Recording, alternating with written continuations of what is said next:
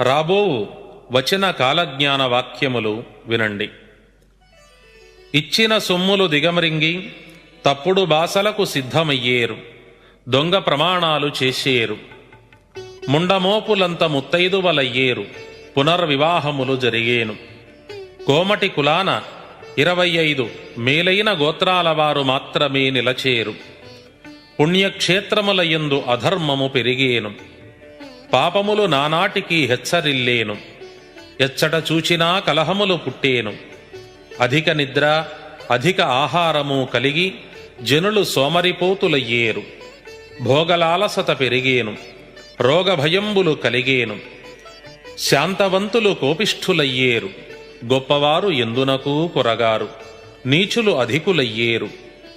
విప్రులు తమ తమ ధర్మంబులను తప్పి మనిషికొక్కొక్క మతమై నీచులనాశ్రయించి